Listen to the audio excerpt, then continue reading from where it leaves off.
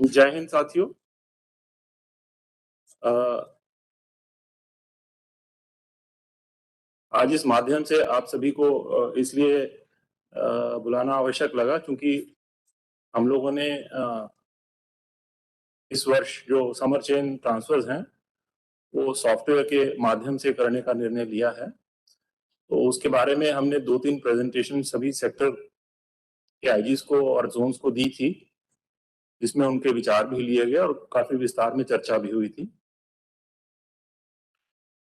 चूंकि इसका जो अनुपालन है इसको यूज सभी साथियों ने मिलकर करना है, तो ये सोचा गया कि इसके बारे में एक ब्रीफ जानकारी और प्रेजेंटेशन सभी को दे दी जाए,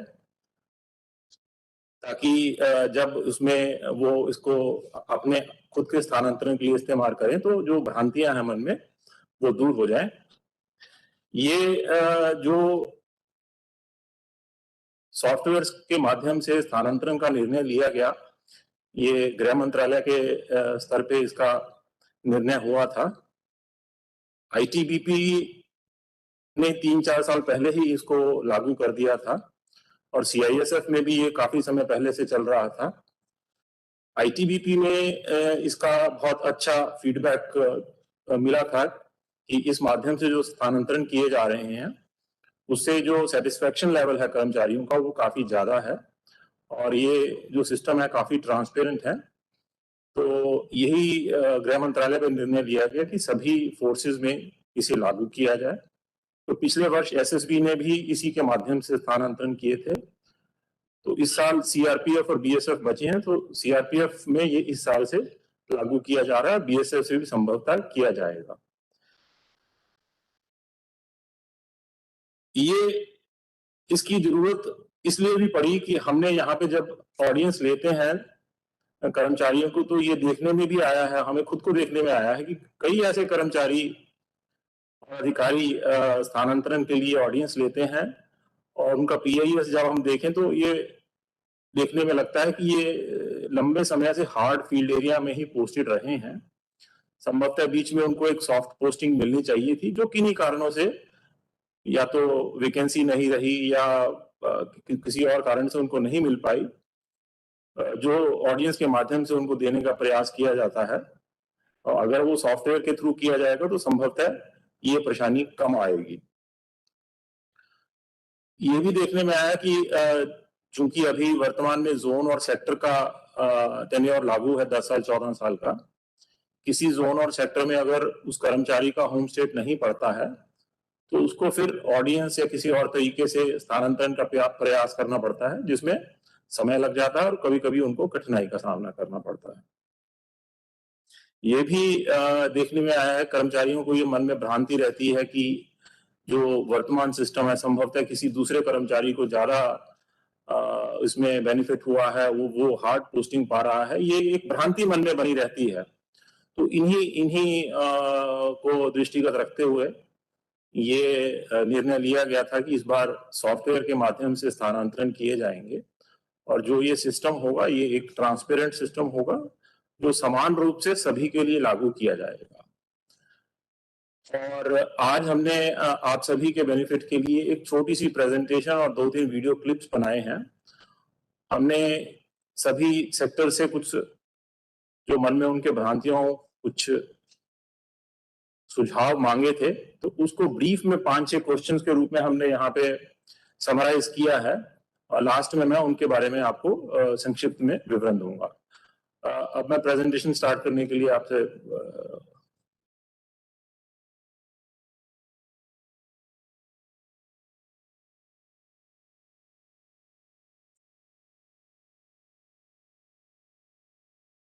नेक्स्ट।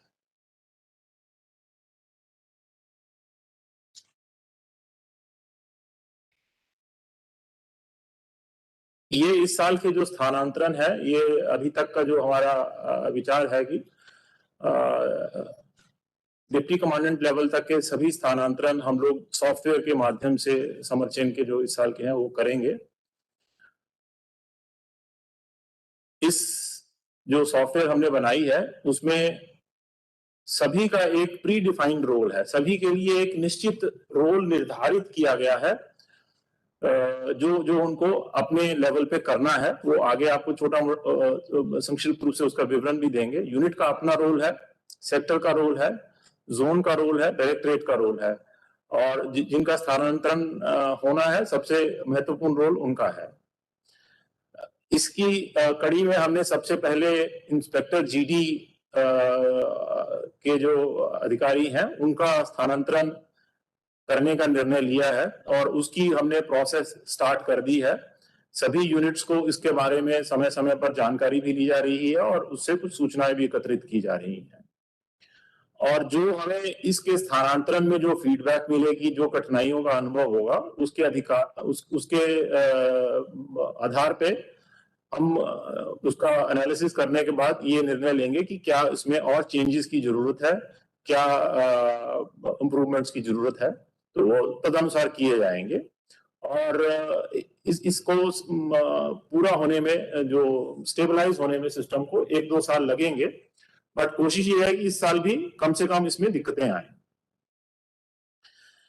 इसमें कई ऐसे स्थानांतरण हैं जो कंपैशनेट ग्राउंड्स पे, मेडिकल ग्राउंड्स पे, कोई एडमिनिस्ट्रेटिव कारण हो सकते हैं या ऑपरेशनल कारण हो सकते हैं, जो सॉफ्टवेयर के माध्यम से फिलहाल हमें करने में कठिनाई है। तो वर्तमान में उनको हमने मैनुअल रूप से करने का निर्णय लिया है, लेकिन कोशिश यही है कि इसमें कम से कम ऐसे स्थानांतरण किए जाएं। सामान्यतः सभी ट्रांसफर हम लोग सॉफ्टवेयर के माध्यम से ही करें। और जितने भी हमारे यूनिट्स हैं हमारे स्थानांतरण के दृष्टिकोण से, उनको हमने कुछ ग्रुप्स में बांटा है, जो आप उसको भरेंगे तो आपको दिखाई भी देंगे। ए जो एसओजेड के यूनिट्स होंगे वो ए में आएंगे। बी चूंकि सबसे ज्यादा हमारे कर्मचारी अधिकारी उसमें बी कैटेगरी में पोस्टेड है, तो बी को हमने 2 कैटेगरीज में डिवाइड किया है। बी ए में जो एलडब्ल्यूई के यूनिट्स और ऑफिसेस हैं वो आएंगे। बी में बाकी सारे यूनिट्स जो हैं वो आ जाएंगे एलडब्ल्यूई को छोड़ते हुए।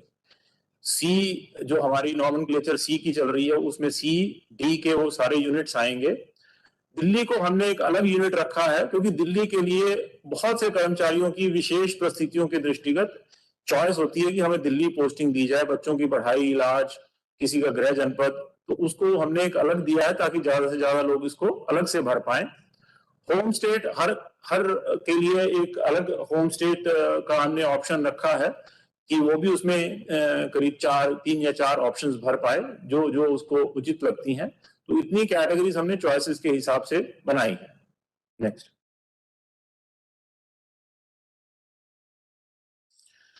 इस सॉफ्टवेयर में जिसका स्थानांतरण होना है उससे सबसे महत्वपूर्ण रोल उसका है। हर अधिकारी, कर्मचारी इसमें जिनका स्थानांतरण होगा वो संभव ऐप के माध्यम से अपना जो पीआईएस डाटा है वो चेक कर सकता है। हमने कुछ 10-12 दिन पहले ये रोल आउट की है सुविधा कि वो उसके माध्यम से ये फीड भी कर सकता है कि क्या क्या उसमें कमियां उसको दिखाई पड़ रही हैं, उसके अनुसार इनको ठीक किया जाए। तो जो स्थानांतरण से संबंधित जो उसके कॉलम्स हैं, प्रमोशन के, पनिशमेंट्स के, ट्रांसफर, डेपुटेशन, अटैचमेंट इत्यादि, वो उसको जरूर देख लेने चाहिए कि ये उसके अनुसार ठीक है या नहीं। अगर उसको लगता है कि ये गलत है तो उसमें वो उसको इंडिकेट कर दे, तो जीसी या कंसर्न ऑफिस है उसमें उसके अनुसार कार्रवाई की जाएगी। ये हम लोग यहाँ से इंश्योर कर रहे हैं ताकि उसके स्थानांतरण के संबंध में जो उसकी सूचनाएं हैं वो ठीक हों। सभी लोग अपना हार्डशिप स्कोर चेक कर पाएंगे कि उनका हार्डशिप स्कोर कितना है, जहां पे उनकी पूरी पोस्टिंग रही है। हार्डशिप स्कोर हमने जो ये कैलकुलेट किया है वो किसी भी कर्मचारी की जो अब तक की पूरी पोस्टिंग्स है, जब से उसने ज्वाइन किया उसके आधार पे किया है। दो हमने उसके मोटे से टाइम पीरियड रखे हैं, एक जनवरी 13 से पूर्व के और जनवरी 13 के बाद, जब से ये स्कोर सिस्टम लागू किया ऑप्स ने। तो हार्डशिप स्कोर सभी का उसी के अनुसार कैलकुलेट किया जाएगा। हर यूनिट को एक नंबर ऑप्स की तरफ से निर्धारित किए गए हैं और सभी को वो नंबर समान रूप से दिए जाएंगे और वो हार्डशिप जो स्कोर होगा वो आप लोग उसमें देख सकते हैं कितना किसका हार्डशिप स्कोर है। सब लोग ये भी देख पाएंगे कि वो किस किस यूनिट के लिए स्थानांतरण हेतु एलिजिबल है। एलिजिबिलिटी में ये इसलिए रखा गया, मान लीजिए आप डी से निकल रहे हैं तो शायद डी के लिए आप एलिजिबल नहीं होंगे या किसी और कारण से आप किसके लिए एलिजिबल नहीं है वो आप देख सकते हैं। हर आदमी अधिकारी इसमें 30 चॉइसेस अपनी भर सकता है। वर्तमान में हमने इसको 30 चॉइसेस का ऑप्शन रखा है, जहां के लिए वो एलिजिबल होगा उनमें से वो 30 चॉइसेस भर पाएगा।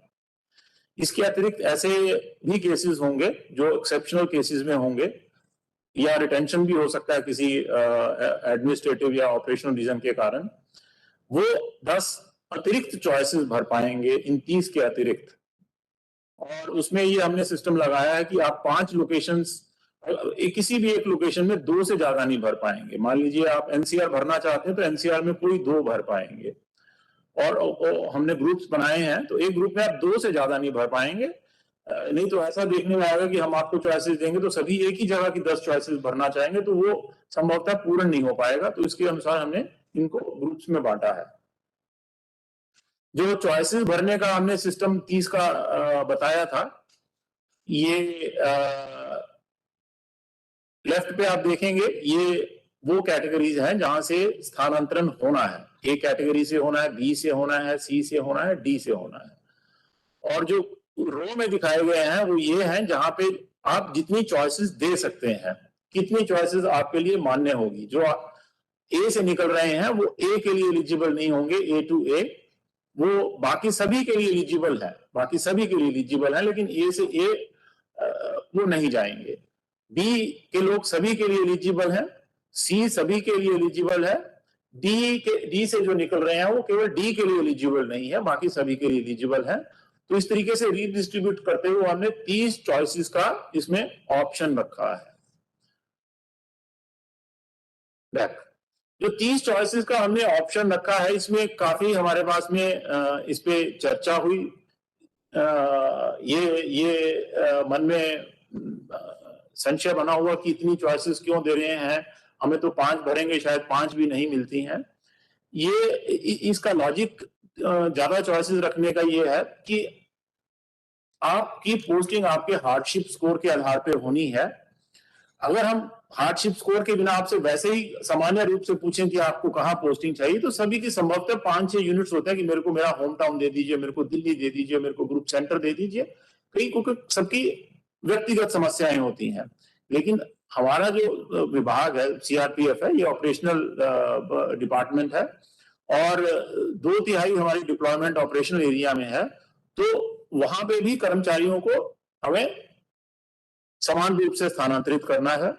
तो ये जो चॉइसेस इस दृष्टिकोण से दी गई हैं कि आपको अपनी हार्डशिप स्कोर का पता है, आपको ये भी पता है कि आप मेरिट में हार्डशिप में कहां स्टैंड करते हैं।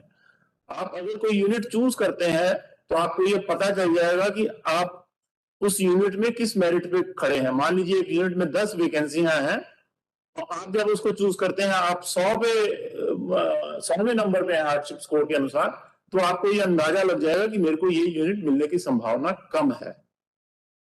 तो आप भर सकते हैं, लेकिन आपको ऐसे यूनिट ज्यादा भरने चाहिए हर कैटेगरी में जहां पे आपको लगता है कि अगर मेरे को ये कैटेगरी मिलती है तो मेरे को ये यूनिट मिल जाए तो अच्छा है, ये यूनिट मिल जाए अच्छा है, और जिसकी संभावना ज्यादा है।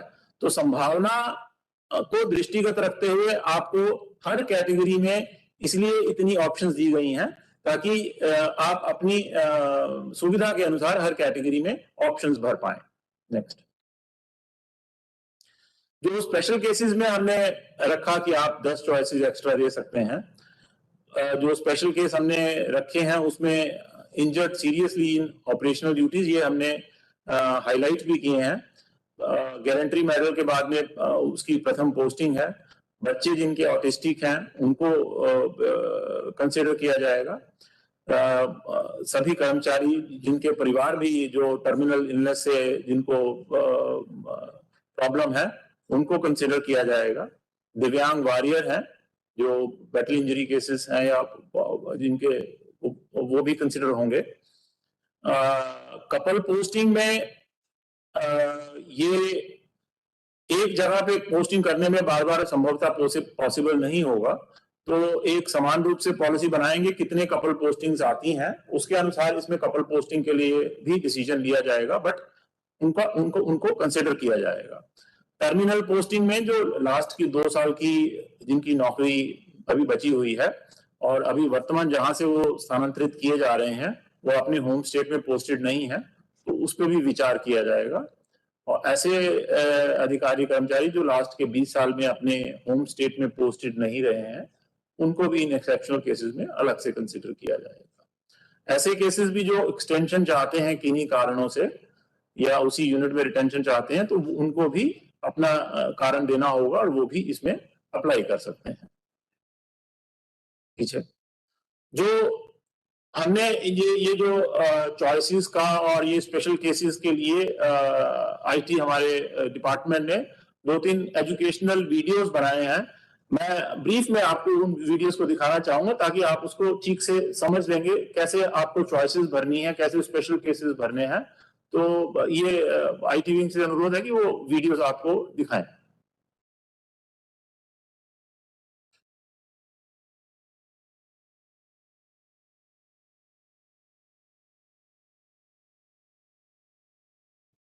संभव मोबाइल एप्लीकेशन में ऑनलाइन ट्रांसफर संतोष मॉड्यूल को जोड़ा गया है। इस मॉड्यूल को उपयोग में लाने के लिए सबसे पहले अपने संभव मोबाइल ऐप को प्ले स्टोर से अपडेट करें। अगर आपने अभी तक संभव मोबाइल ऐप को डाउनलोड करके रजिस्टर नहीं किया हुआ है तो इसे डाउनलोड करें और रजिस्टर करें। संभव मोबाइल एप्लीकेशन अपडेट करने के बाद आपको ऑनलाइन ट्रांसफर संतोष के 5 मेनू उपलब्ध होंगे। पहला हार्डशिप स्कोर, दूसरा एलिजिबल यूनिट एस्टेब्लिशमेंट, तीसरा इनएलिजिबल यूनिट एस्टेब्लिशमेंट, चौथा रिकॉर्ड चॉइस, पांचवा view revise choice. Hardship score पे क्लिक करके आप अपना हार्डशिप स्कोर देख सकते हैं। अगर आपका हार्डशिप स्कोर नहीं दिख रहा है, इसका मतलब आप इस साल एससीटी ट्रांसफर में नहीं।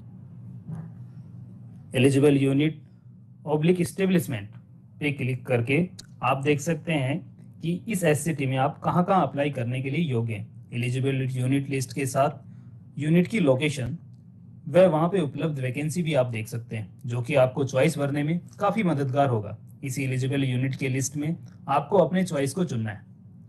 और in eligible unit oblique establishment आप क्लिक करके देख सकते हैं कि आप कहां के लिए योग्य नहीं है व उसका कारण क्या है।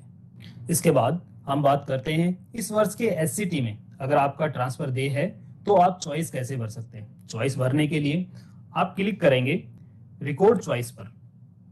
इस पर क्लिक करने के बाद आपको 3 मेनू उपलब्ध होते हैं, summer change general, summer change special, summer change retention. General choice सभी को भरना जरूरी है।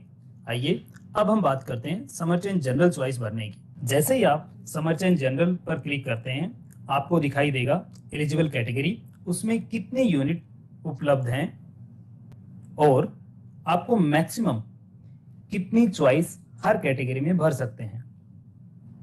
हर कैटेगरी के यूनिट में से जिस यूनिट को आप सेलेक्ट करना चाहते हैं उस पर क्लिक करें। सेलेक्ट होते ही उसका रंग बदल जाएगा व एक टिक मार्क लग जाएगा। एक एक करके आप अपनी कैटेगरी के यूनिट को सेलेक्ट करें। जब स्क्रीन पर मैसेज आ जाएगा मैक्सिमम सिलेक्शन लिमिट रीच, तो आप समझ लें कि इस कैटेगरी में इससे ज्यादा यूनिट आप नहीं सेलेक्ट कर सकते। अगर आपको यूनिट चेंज करना है तो जिसको हटाना है उस पर दोबारा क्लिक करें, वह हट जाएगा। जिसको जोड़ना है उस पर क्लिक करें और उस पर लाल टिक मार्क लग जाएगा।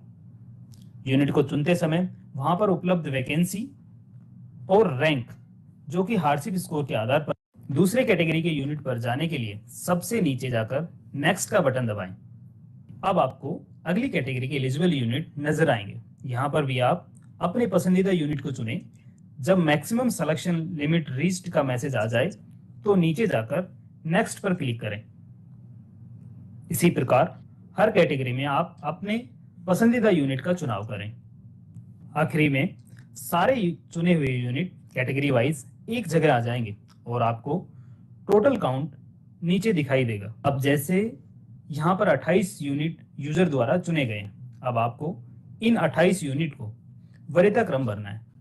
वरीयता क्रम का मतलब आपका पहला, दूसरा, तीसरा, चौथा चॉइस, इन 28 में से कौन सी यूनिट है। इन 28 यूनिट को आपको आपके वरीयता क्रम के हिसाब से 1 से 28 तक लगाना है। अगर किसी वरीयता क्रम को आप दोबारा भरने की कोशिश करेंगे तो आपके पास ऑलरेडी प्रेफरेंस यूज्ड का मैसेज आएगा, यानी कि उस वरीयता क्रम पर आपने किसी और यूनिट को पहले ही रख दिया है। आप एक ही वरीयता क्रम पर 2 यूनिट को नहीं रख सकते हैं, अतः किसी एक यूनिट का वरीयता क्रम बदलें। अपने द्वारा सेलेक्ट किए गए सभी यूनिट को क्रमवार वरीयता क्रम में लगाएं।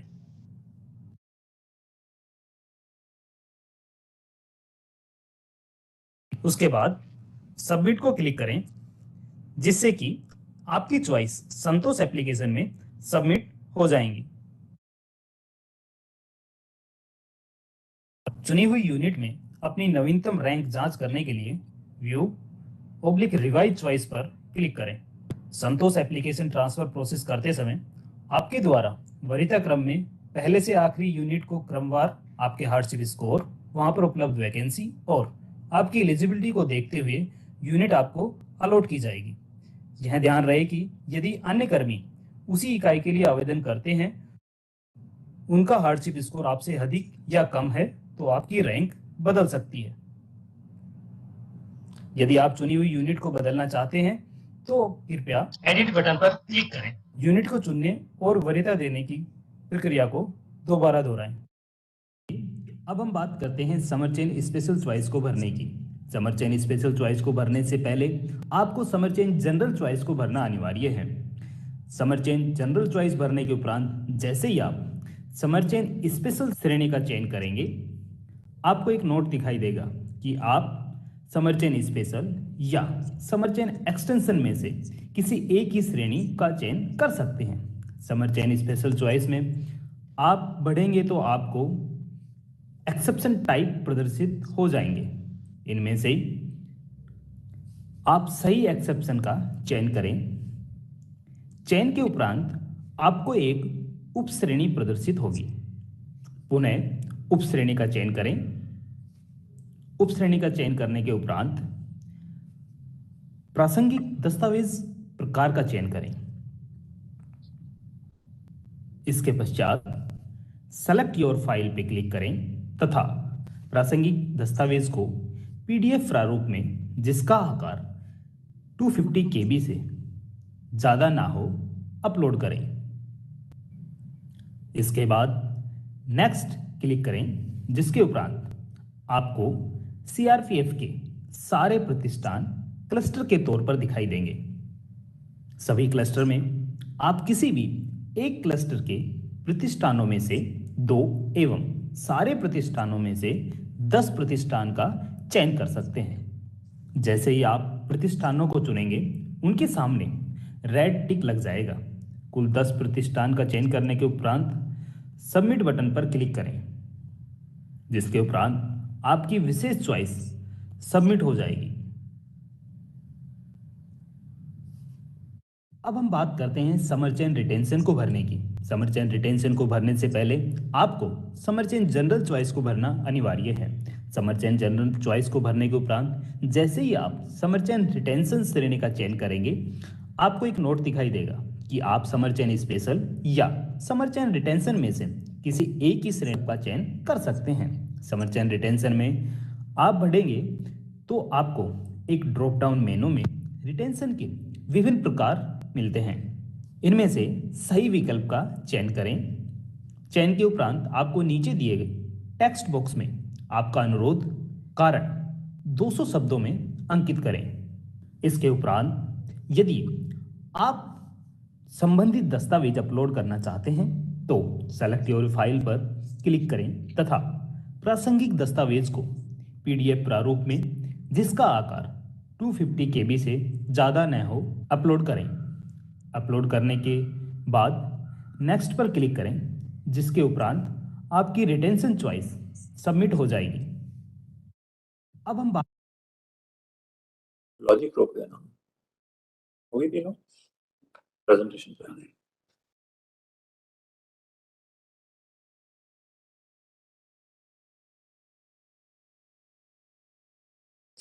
ये हमने जो छोटी वीडियो क्लिप्स दिखाई थी, ये कैसे इसमें चॉइसेस भरनी है उसके बारे में है, क्योंकि हो सकता है चलाने में कुछ लोग उसको ठीक से देख ना पाए हों, लेकिन हम सभी के साथ ये शेयर कर रहे हैं, आप ध्यान से देख सकते हैं। कोई अगर किसी को कोई डाउट हो तो समय समय पर उसको दूर भी किया जाएगा इन ऑप्शंस के बारे में। नेक्स्ट, यहाँ पे हर यूनिट और इस्टेब्लिशमेंट का बड़ा महत्वपूर्ण रोल है, क्योंकि जो पीआईएस वेरिफिकेशन जिन लोगों का स्थानांतरण होना है, वो संबंधित यूनिट ने ये वेरीफाई करना है कि सभी का पीआईएस वेरीफाई कर दिया गया और वो ठीक है, उसके बाद ही ये प्रोसेस स्टार्ट होती है। सभी यूनिट्स में बोर्ड ऑफ ऑफिसर्स बनेंगे। वो बोर्ड ऑफ ऑफिसर्स जितने भी लोग स्थानांतरित होने हैं, वो उनमें से चेक करेंगे कि कितने लोग वो कोबरा के लिए सूटेबल हैं, एलिजिबल है, rather suitable and eligible both, SPG, SDG, VIP security training, क्योंकि ये स्पेशल यूनिट्स में जो पोस्टिंग है उसके कुछ नियम निर्धारित किए गए हैं, कुछ क्राइटेरिया है। जो बोर्ड होगा वो उनको चेक करेगा कि ये हमारे जो कर्मचारी अधिकारी हैं वो उनको पूरा करते हैं, देन वो उनको अलग से इंडिकेट कर देंगे कि हाँ ये कोबरा के लिए सूटेबल है, ताकि जब उनकी पोस्टिंग सिस्टम के द्वारा की जाए कोबरा की, तो वो ठीक आदमी की वहां पे सूटेबल पोस्टिंग हो जाए। ये बोर्ड ऑफ ऑफिसर्स का काम होगा। ये जो स्पेशल यूनिट्स की पोस्टिंग का बोर्ड ऑफ ऑफिसर, वो सेक्टर लेवल पे भी इसको रिव्यू किया जाएगा, बट ये पहला काम यूनिट पे होगा। जो एक्सेप्शनल केसेस के लिए आप भरेंगे कि मेरे को ये एक्सेप्शनल केसेस में बेनिफिट मिलना चाहिए, वो बोर्ड ऑफ ऑफिसर्स उसको भी एग्जामिन करेगा, आपके जो आपने डॉक्यूमेंट दिए उसके अधिकार पे, और अपना रिकमेंडेशन देगा कि हाँ इसको ये रिकमेंड किया जाता है, इसको इसका बेनिफिट मिलना चाहिए इस एक्सेप्शनल केस का। और लास्ट में जो स्थानांतरण हो जाएंगे और उसके बाद अगर कोई रिप्रेजेंटेशन आता है कि सर मेरे को ये मिला है, मेरे को ये मिलना चाहिए, मेरी ये समस्या है, तो उस रिप्रेजेंटेशन के लिए भी बोर्ड ऑफ ऑफिसर्स की इसमें रिकमेंडेशन आएगी। ये स्थानांतरण के बाद की प्रक्रिया है। नेक्स्ट, इसी प्रकार सेक्टर जोन में भी बोर्ड ऑफ ऑफिसर्स बनेंगे। पीआईएस की करेक्शन अपडेशन वो मॉनिटर करेंगे, सुपरवाइज करेंगे कि सभी ने जो काम करना था पीआईएस का वो ठीक से कर दिया है। जीसी ने जो करेक्ट करने थे, जो कर्मचारियों ने अपने डाउट्स क्रिएट किए थे, इंडिकेट किए थे संभव से, वो हो गए हैं कि नहीं। सभी यूनिट्स ने अपना पीआईएस का वो दे दिया है, गो अहेड किया, सब ठीक है। ये सुपरवाइज करेंगे सेक्टर और जोन। अपने सेक्टर में बोर्ड ऑफ ऑफिसर्स क्रिएट करेंगे, जो ये वो चेक करेंगे कि जो सूटेबिलिटी स्पेशल यूनिट्स की COBRA training, SPG, SDG, VS की जो आई है, इंडिकेट हो गए, वो सही है, कुछ कोई लोग छूटे तो नहीं है, जो किए गए हैं वो सही हैं। और जो एक्सेप्शनल केसेस के लिए रिकमेंडेशन आई है यूनिट की, उसकी असेसमेंट की जाएगी सेक्टर लेवल पे बोर्ड बना के, कि एक जो असेसमेंट हुई है वो ठीक है। एक्सेप्शनल केसेस के लिए हर यूनिट अपने हिसाब से उसमें रिकमेंड करके भेजेगा, बट इसमें प्रयास रहेगा कि एक यूनिफॉर्म क्राइटेरिया बना के सभी को एक समान रूप से इसमें लाभ मिले। ऐसा ना हो कि कोई एक यूनिट बहुत ज्यादा करे, कोई एक यूनिट बहुत ज्यादा छोड़ दे, और जो उसमें जो जिसका होने वाला है वो भी छूट जाए, ऐसा ना हो। और जो रिप्रेजेंटेशन आएगी स्थानांतरण के बाद की, वो बोर्ड ऑफ ऑफिसर्स जो यूनिट का होगा, उसके बाद वो सेक्टर में उसको एग्जामिन किया जाएगा। नेक्स्ट, स्थानांतरण के लिए जो हमने प्रक्रिया रहेगी, उसमें जैसा हमने बताया था, ये हार्डशिप स्कोर के आधार पे इसमें स्थानांतरण किए जाएंगे सभी। उसके सबसे पहले स्थानांतरण एसओजेड के होंगे। सबसे पहले एसओजेड वालों को चॉइस पोस्टिंग के लिए सबसे पहले उनको लिया जाएगा, और उसमें भी जिनके स्कोर सबसे ज्यादा होंगे उनको पहले लिया जाएगा। तो प्रैक्टिकली ये स्कोर जिनका सबसे ऊपर होगा, उसको जिस कैटेगरी में भी वो है उसको उसमें लिया जाएगा, एसओजेड है या बाकी सारे स्थानांतरण है। और फिर उसकी जो चॉइसेस दी हैं, उसमें सबसे पहली जो चॉइस दी गई है उसको देखा जाएगा कि वो वहां पे वैकेंसी है या नहीं अवेलेबल है, और अगर वैकेंसी है तो उसके लिए वो सूटेबल है कि नहीं है, अगर वो स्पेशल यूनिट है। अगर वैकेंसी है और सूटेबल है तो उसको वो अलॉट कर दिया जाएगा, नहीं तो फिर वो दूसरी चॉइस पे चला जाएगा। इस तरीके से उसकी जो 30 चॉइसेस हैं, एक एक करके सारी वो सिस्टम उसको देखेगा, और जो सबसे ऊपर वाली चॉइस उसको मिल सकती है वो उसको देगा। वो अगर मान लीजिए 30 में से कोई भी चॉइस उसको नहीं मिलती है तो वो एक लेफ्ट आउट कैटेगरी में आ जाएगा कि इसकी 30 में से कोई भी चॉइस नहीं मिली है, तो वो लेफ्ट आउट कैटेगरी के लिए एक हमने अलग से लॉजिक चलाया कि जो आदमी बच जाएंगे और जो यूनिट बच जाएंगे वो कैसे उसमें से भरेंगे, क्योंकि उसमें से जो इनका हार्डशिप स्कोर ज्यादा होगा तो जो पहले से भरे हुए यूनिट्स में से भी कुछ लॉजिक चला के उसको भरा जाएगा। नेक्स्ट, आप इसमें जो बैक करिए, जो ये लॉजिक का है इसमें एक छोटी सी एक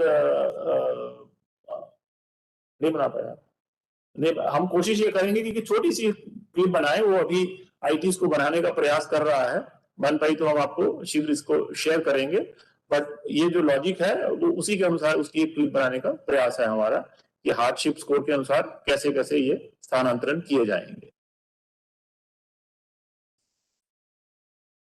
जो जैसा हमने बताया कि लास्ट में कुछ लोग ऐसे होंगे जिनको कोई भी नहीं मिलेगा, तो सिस्टम जो फिर उसके अनुसार एक अलग लॉजिक इसका बनाया गया कि जो नीचे से आदमी जिनको अलॉट हुआ है उनको, उनसे अगर वो उनके ऊपर के हार्डशिप स्कोर हैं तो उनको कैसे वो यूनिट्स अलॉट करने हैं उसका एक अलग से लॉजिक बना हुआ है। नेक्स्ट, स्थानांतरण के बाद में अगर किसी को ये प्रतीत होता है कि उसका स्थानांतरण सही प्रकार से नहीं हुआ है तो वो रिप्रेजेंटेशन भी कर सकता है। वो रिप्रेजेंटेशन भी वो ऑनलाइन सिस्टम के थ्रू ही करेगा, ऑनलाइन सिस्टम के थ्रू करेगा। जैसा हमने स्पेशल केसेस के लिए चैनल बनाया है, वो रिप्रेजेंटेशन पहले यूनिट पे असेसमेंट होगी उसकी, और फिर सेक्टर और उसका करते अगर उसको सही पाया जाता है कि इसकी रिप्रेजेंटेशन में एक्ट अपॉन करना है और उसको कोई दूसरा यूनिट देना उचित होगा तो उसके अकॉर्डिंगली उस पर कार्रवाई की जाएगी, लेकिन ये स्थानांतरण के बाद की प्रक्रिया है। नेक्स्ट, जो प्रमोशन पे स्थानांतरण वर्तमान में किए जा रहे हैं या ऐसे स्थानांतरण जो रिपैट्रिएशन है, डेपुटेशन से लोग वापस आते हैं, नए अपॉइंटमेंट्स हैं, एक्सट्रीम कंपैशनेट ग्राउंड जिसपे लोग समय समय पर कोई ऐसी इमीडिएट इमरजेंसी आ गई कि जो समर चेन में नहीं आ पाई थी, ऑडियंस लेते हैं, वो वर्तमान में अभी प्रक्रिया उसकी पूर्व की भांति मैनुअल रखी गई है। लेकिन ये स्थानांतरण सारे पोर्टल में किए जाएंगे। अब पहले जो अलग से मैनुअल ऑर्डर निकलता था वो सब बंद कर दिए जाएंगे, सभी जो ट्रांसफर ऑर्डर होंगे वो पोर्टल से ही निकाले जाएंगे। ये स्थानांतरण फिलहाल वर्तमान में मैनुअल मोड में रहेंगे। इसको असेस किया जाएगा कि धीरे धीरे इनको भी हम कैसे ऑनलाइन मोड में ला सकते हैं। ये हमारी जो प्रेजेंटेशन थी इसके बारे में ब्रीफली जो पॉइंट्स थे जो आपको बताना चाह रहे थे, कैसे आपने चॉइसेस भरनी है, कैसे आपने अपना पीआईएस देखना है और क्या प्रोसेस रहेगी स्थानांतरण की, तो ये जानकारी के लिए एक छोटी सी प्रेजेंटेशन हमने बनाई थी। आपके मन में अभी भी बहुत सी भ्रांतियां होंगी, क्योंकि इस माध्यम से हम क्वेश्चन लेने के लिए पॉसिबल नहीं है, तो हमने ये प्रयास हम करेंगे कि हम यूनिट वाइज एक जोन वाइज एक कॉन्फ्रेंस कर लें जिसमें सभी यूनिट्स भी आ पाए, क्योंकि एक्चुअल इम्प्लीमेंटेशन इसका यूनिट स्तर पे होना है, तो जब तक वो पूरे ओनरशिप नहीं लेंगे, इसकी समझेंगे नहीं, तो उसमें भ्रांतियां बनी रहेंगी। तो हमारा प्रयास है कि आने वाले निकट भविष्य में विद इन नेक्स्ट वीक हम जोन वाइज बातचीत कर लें सभी से, ताकि जो भी भ्रांति आपके मन में है हम उसको दूर कर पाए। और आज की प्रेजेंटेशन के बाद में भी अगर आपको कुछ लगता है कि कुछ हमें और क्लैरिफिकेशन की जरूरत है तो आप नोट कर सकते हैं, और जब आपके जूम की प्रेजेंटेशन हो, कॉन्फ्रेंस हो, तो आप उसमें उसको उठा सकते हैं, ताकि अगर लगता है कि आपका पॉइंट उचित है और सिस्टम को सुधारने की जरूरत है, हम सिस्टम में सुधार करें, नहीं तो आपकी भ्रांति दूर करने का हम लोग प्रयास करेंगे। इसमें हमने सेक्टर से कुछ जो और हमारे स्तर पे इसका थोड़ा सा वर्कआउट करके ये पाया कि 5-6 कुछ ऐसे प्रश्न हैं जो आपके मन में आ सकते हैं, तो उनको ब्रीफ में मैं एड्रेस करना चाहूंगा। ये किसी सेक्टर से आया था, option for retention of deserving candidates to head of office, की कोई अगर हेड ऑफ द ऑफिस किसी को रिटेन करना चाहे किसी प्रशासनिक कारणों से, तो हमने जैसा आपको बताया कि रिटेंशन के लिए हमने सुविधा दी है उसमें, तो वो उसके माध्यम से उसमें कार्रवाई की जा सकती है। अगर किसी ऑफिस को ये लगता है कि ऑपरेशनल अथवा प्रशासनिक कारणों से किसी को अधिक समय के लिए रोका जाना आवश्यक है, तो उसके अनुसार उसमें कार्रवाई का प्रावधान रखा गया है। ये रखा गया कि ह्यूमन डिस्क्रिशन कम से कम हो, सभी स्थानांतरण सॉफ्टवेयर के माध्यम से हो। ये प्रयास किया जा रहा है कि जो डिस्क्रिशन कम से कम हो, सभी का एक ट्रांसपेरेंट पॉलिसी के माध्यम से स्थानांतरण हो। चूंकि एक्सेप्शनल केसेस के लिए अभी भी हमें मानवीय दृष्टिकोण अपनाना आवश्यक है, तो और ये उसका आंकलन एनालिसिस सॉफ्टवेयर के माध्यम से वर्तमान में किया जाना संभव नहीं था। तो उतने के लिए हमने बोर्ड बना के उसमें अलग से कार्रवाई का सिस्टम अभी वर्तमान में रखा हुआ है। वो कम से कम होंगे और बिल्कुल जो उसमें आते हैं कैटेगरी में वो होंगे, लेकिन सामान्यतः सभी ट्रांसफर सॉफ्टवेयर के माध्यम से ही किए जाएंगे। ये भी आया था कि जो हमारी पॉलिसी है स्थानांतरण की, जो पॉलिसी वर्तमान में लागू है उसको चेंज किया जाए। चूंकि हम अब नए सिस्टम से जा रहे हैं तो नई पॉलिसी उसमें हो जानी चाहिए।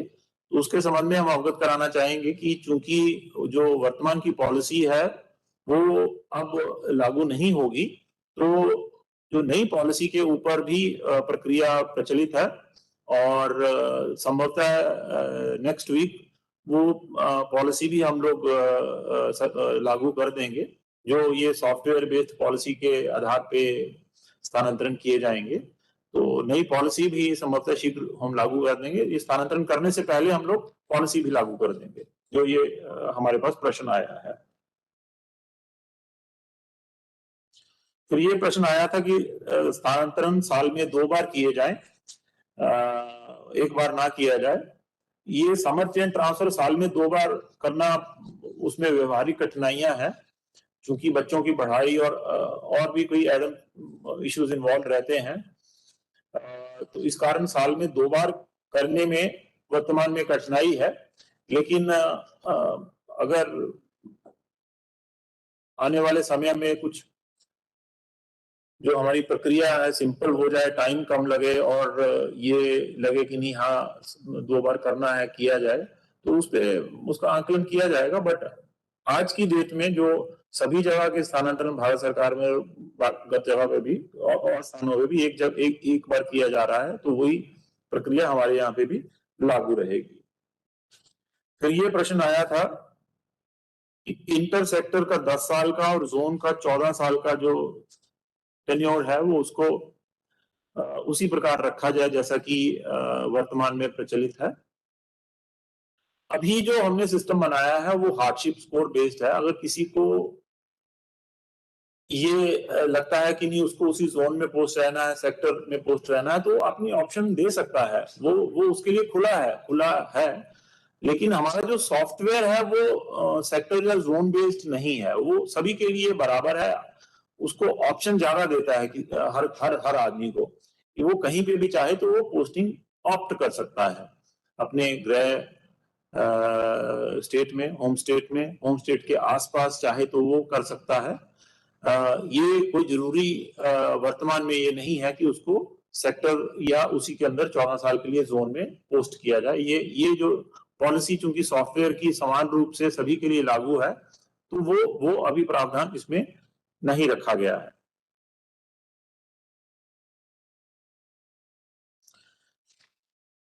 ये एक प्रश्न आया था कि SDG, PDG, cobra training, VIP security में विलिंग लोगों को ही पोस्ट किया जाए। हमारा ये प्रयास रहेगा कि जो हमने आपको दिखाया था प्रेजेंटेशन में कि सभी यूनिट्स ने ये उसमें इंडिकेट करना है कि जो लोग स्थानांतरण पे एलिजिबल हैं, जिनका स्थानांतरण इस समर चेन में होना है, उनको उनकी सूटेबिलिटी असेस करनी है बोर्ड ऑफ ऑफिसर्स के माध्यम से। तो उस सूटेबिलिटी में ये मैं एक एग्जांपल देता हूं। अभी हम लोग जो इंस्पेक्टर जीडी का स्थानांतरण प्रपोज कर रहे हैं उसमें रफली 750 इंस्पेक्टर जीडी प्रपोज है, प्रस्तावित हैं जो स्थानांतरित किए जाएंगे। और उसमें वीआईपी सिक्योरिटी के लिए 100 लोगों को सूटेबल यूनिट्स ने पाया है और कोबरा अभी 80 के करीब आया है कि इतने लोग वो सूटेबल हैं।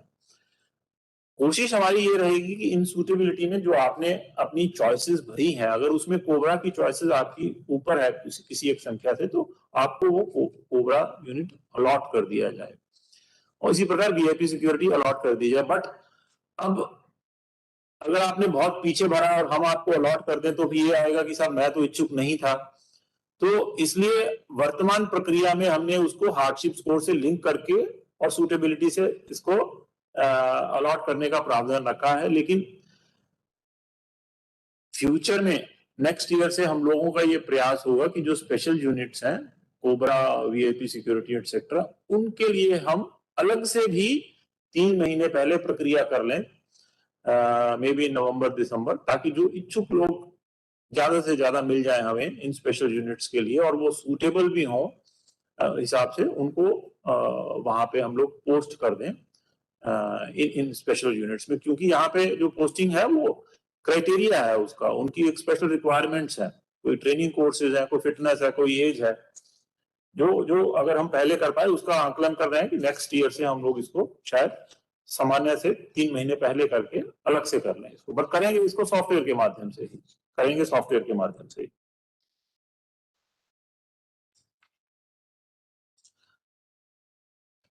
ये अभी जो हमारी कैलकुलेशन हार्डशिप स्कोर की है वो यूनिट की लोकेशन पे बेस्ड रहेगी, जहां यूनिट हेडक्वार्टर है। सिस्टम में हमने अभी प्रावधान कर दिया है कि जो आदमी जहां पे जिस कंपनी लोकेशन में जाएगा उसकी पोस्टिंग सिस्टम वहां दिखाएगा।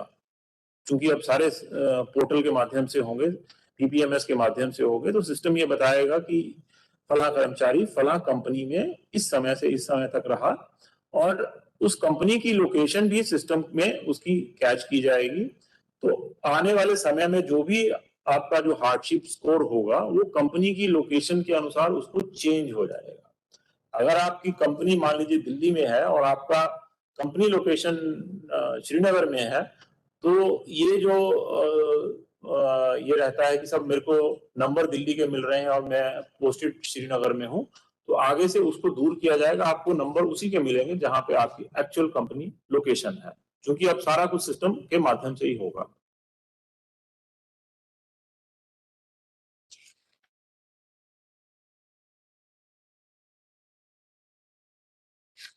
ये क्वेश्चन आया था कि provision of 2 choices in each category that is total of 8 choices.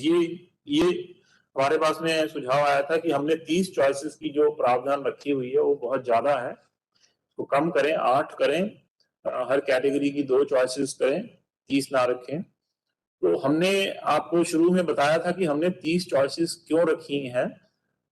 30 choices इसलिए रखी थी कि आप अपने जो आपकी रिक्वायरमेंट्स हैं उसके अनुसार अपना असेसमेंट कर लें कि अगर आपको बी ए कैटेगरी में जाना पड़ता है तो कौन से 4 यूनिट सूटेबल रहेंगे आपको, और वो जो मिल सकते हैं आपके हार्डशिप के स्कोर से। अगर आपको बी दूसरे में जाना पड़ता है तो कौन से यूनिट्स आपको सूटेबल रहेंगे। सी डी होम स्टेट उसके अनुसार हमने ज्यादा रखे हुए हैं। लेकिन अगर हमें समय पर ये धीरे धीरे ये फीडबैक मिलती है कि सब इसको कम किया जाए, 15 किया जाए, 10 किया जाए, तो उस पे ये सिस्टम हमारा, इसीलिए हमने इंस्पेक्टर जीडी को खोला है पहले टेस्ट में, कि जो फीडबैक आएगा फील्ड से तो उसको उसी के अनुसार हम लोग उसको चेंज करने का प्रयास करेंगे सिस्टम को। तो अगर कल को ये जनरल फीडबैक आती है कि सब नहीं 30 नहीं होने चाहिए, कम होने चाहिए या ज्यादा होने चाहिए, तो उस पर विचार करते हुए हम लोग उसको उतना चेंज कर देंगे। बट वर्तमान में हमने इसकी 30 क्यों रखे हैं वो हमने आपको बताने का प्रयास किया है। बट कल को अगर आप सब लोग चाहेंगे कि नहीं इसको 10 कर दिया जाए या 8 कर दिया जाए, तो तदनुसार कार्रवाई करने के लिए हमारा सिस्टम पर्याप्त रूप से तैयार है और तदनुसार हम उसमें विचार भी करेंगे कम कर दें इसको।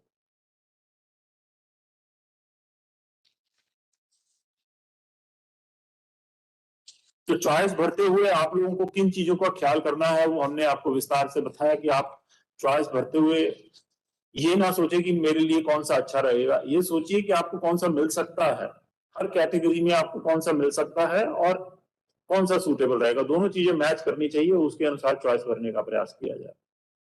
ये भी था कि कहीं पे आपकी पोस्टिंग ऐसी जगह पे हो सकती है जहां पे संभव ऐप ना चले और सिग्नल की प्रॉब्लम हो। जनरली 95% ऑफ द केसेस में सिग्नल की प्रॉब्लम नहीं है, बट हो सकता है कि कुछ कुछ में ये प्रॉब्लम हो। तो मेरा जो यूनिट कमांडर्स हैं उनसे ये अनुरोध है कि ऐसे क्षेत्र अगर आप पाते हैं कि ये चॉइस भरने में लोगों को कठिनाई आ सकती है, तो आप उसमें उनकी मदद करेंगे सिस्टम के माध्यम से, या तो कागज पे लेंगे और उनकी चॉइसेस भरेंगे। बट ये इंश्योर करना आपका काम है कि सभी लोग चॉइसेस भर दें और उसमें उनकी कोई कठिनाई ना आए, विशेष रूप से तकनीकी रूप से कि वो फार फ्लंग एरिया में है और वो चॉइस नहीं भर पा रहा है। अगर उसके बाद भी किसी कर्मचारी को ये लगता है, अधिकारी को ये लगता है, कंपनी कमांडर को ये लगता है कि नहीं साहब हमारे जो इस एरिया में कठिनाई है, तो आप हमें इंडिकेट करें, हम यहाँ से इंटरवीन करके इंश्योर करेंगे कि चॉइस भरने में कोई तकनीकी कठिनाई आपको, हम इंश्योर करेंगे इस चीज को। जैसे इंश्योर करें, चाहे यूनिट कमांडर के माध्यम से, जिस तरीके से भी, कि आपकी चॉइसेस जरूर भरी जाएं, जो आप चाहते हैं आपकी इच्छा अनुसार आपकी चॉइसेस भरी जाएं। जिनका नाम चेंज ट्रांसफर में नहीं है वो कैसे ट्रांसफर के लिए अप्लाई करेंगे? हमने जो अभी जो ट्रांसफर रखे हैं वो समर चेन के ट्रांसफर्स हैं, और समर चेन में कट ऑफ डेट जो हमने रखी है वो 30 जून की रखी है। जिन जिन रैंक के लोगों का जिसका स्थानांतरण प्रस्तावित है, inspector GD, ministerial, deputy commandant, जिसका भी स्थानांतरण प्रस्तावित है, अगर उसका जो निर्धारित टेन्योर है वो पूरा हो गया 30 जून तक, तो वो स्थानांतरण की प्रक्रिया में आ जाएंगे, सिस्टम सभी को चिन्हित कर लेगा। तो वर्तमान में हमने उतने लोगों का स्थानांतरण प्रस्तावित किया गया। इसके बावजूद भी अगर कोई लगता है कि हमारा स्थानांतरण इन विशेष कारण से होना चाहिए, तो वो अलग से वर्तमान प्रक्रिया की तरह मैन्युअली अप्लाई कर सकता है, लेकिन वो स्थानांतरण पोर्टल के थ्रू होंगे और कम से कम होंगे असेसमेंट, क्योंकि हमारी वैकेंसियां हमने इधर डिस्ट्रीब्यूट की हैं समर चेन में, बट वो भी अलग से कंसीडर होंगे मैनुअली। ऐसा नहीं है कि अगर किसी को बहुत जरूरत है किसी कारण से कि मेरे को मैनुअली अलग से जल्दी 1 साल में मेरे बच्चे की ये प्रॉब्लम आ गई है, कोई कैंसर, हमारे पास में ये आती है कि साहब ये समस्या है और ये 2 महीने पहले आई है, 6 महीने पहले आई है और हमें स्थानांतरित कर दिया जाए, तो ऐसे कर्मचारी चूंकि वो समर चेन के अंदर नहीं आएंगे, तो वो अपना अलग से अप्लाई कर सकते हैं यूनिट को, और वो जो प्रक्रिया है उसी की जो वर्तमान प्रक्रिया के अनुसार उसमें कार्रवाई की जाएगी, उनका केस अलग से कंसीडर किया जाएगा।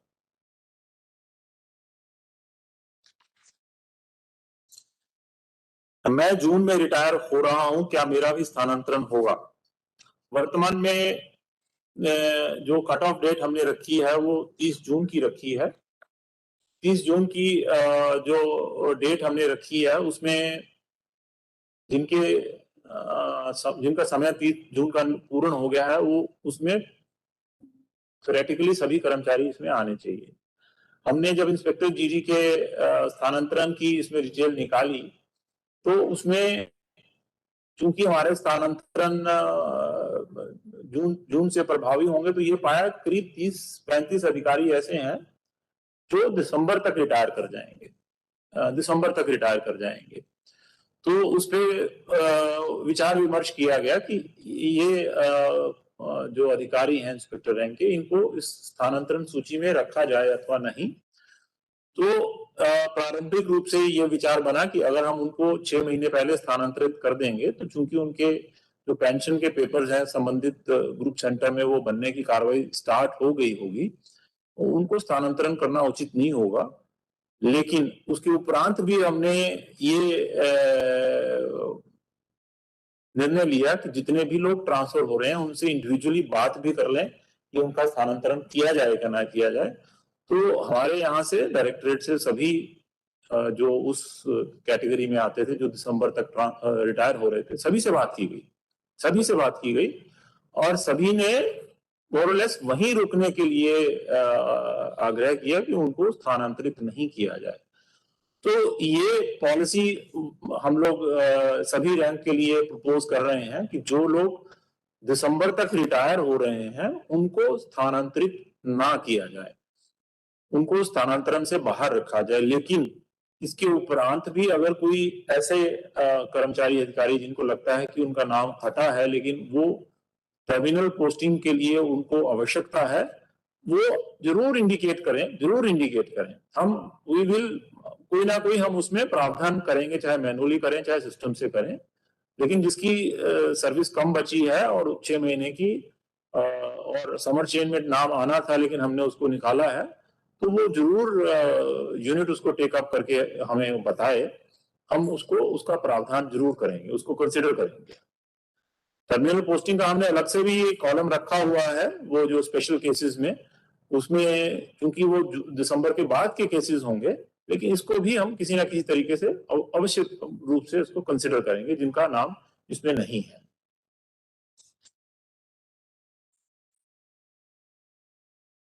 तो ब्रीफ में यही जो यूनिट कमांडर्स हैं हम उनसे भी अनुरोध करना चाहेंगे कि चूंकि ये सभी स्थानांतरण PIS बेस्ड है, जो डाटा सिस्टम में रहेगा उसी के अनुसार उसका हार्डशिप स्कोर होगा और आगे के निर्णय लिए जाएंगे। तो अनुरोध यह है कि सभी का जो PIS है वो करेक्ट हो। अगर कोई हमारा अधिकारी कर्मचारी ये बताता है कि सब इसमें ये कमियां हैं, तो प्रायोरिटी पे अनुरोध है उसको दूर कराया जाए, प्रयास किया जाए। अगर कोई कठिनाई आपको आती है इसमें, तो IT डायरेक्टरेट से आप लोग संपर्क करें। हमने व्हाट्सएप ग्रुप्स बनाए हुए हैं इसमें, इस सॉफ्टवेयर पॉलिसी के दृष्टिगत। तो अपने व्हाट्सएप ग्रुप के माध्यम से इस प्रॉब्लम को आप लोग हाईलाइट करें, हम लोग इंटरवीन करेंगे और जो भी PIS में कमी है उसको दूर करेंगे। लेकिन किसी के मन में भ्रांति नहीं रहनी चाहिए इसमें कि सब PIS ठीक नहीं हो रहा है और ये कोई कार्रवाई नहीं कर रहा है। पूरे प्रयास इसमें ये रहेंगे कि जो भी आप लोग बताएं वो उसको शंका को दूर किया जाए। अगर सही है आपकी जो ऑब्जेक्शन, तो उसको ठीक किया जाए। और सभी यूनिट्स ने जो स्पेशल यूनिट्स के लिए बोर्ड ऑफ ऑफिसर बना के उसकी सूटेबिलिटी असेस करनी है, तो उसमें बार बार हमने इंस्ट्रक्शंस दी हैं कि उसमें सूटेबिलिटी असेसमेंट करनी है। हमने विलिंगनेस के लिए अभी उसमें कॉलम नहीं रखा है, ताकि ये जो केवल सूटेबल लोग उसमें पोस्ट हों। अभी विलिंगनेस के लिए उसको कैसे इंकॉर्पोरेट कर रहे हैं उस पर हम लोग अभी विचार कर रहे हैं कि उसमें इसमें करेंगे या नेक्स्ट में करेंगे। बट फिलहाल जो हमने प्रावधान रखा है वर्तमान प्रक्रिया में, वो सूटेबिलिटी असेसमेंट का रखा है। अगर 100 लोग अप्लाई करते हैं तो हो सकता है 60 लोग उसमें सूटेबल हों। विलिंग कम हो सकते हैं, बट हमें फिलहाल सूटेबिलिटी उनकी आइडेंटिफाई करनी है।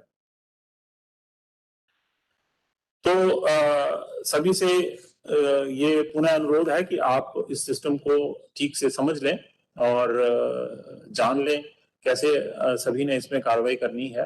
जो एजुकेशनल वीडियो आपको दिए गए हैं, बताए गए हैं, उसको देख लें। कोई अगर आपके मन में कोई भ्रांति हो तो अपने यूनिट के माध्यम से इसको एस्केलेट करें। अगर कोई सुझाव भी हो कि साहब इसको ये करेंगे तो ये बेटर रहेगा, आप यूनिट के माध्यम से भेज सकते हैं और जो भी आएगा उस पर विचार किया जाएगा। ये सिस्टम अभी भी क्लोज नहीं है कि सब बंद कर दिया गया है, ये पॉलिसी बन गई है तो बिल्कुल चेंज नहीं होगी। नो, ऐसा कुछ नहीं है।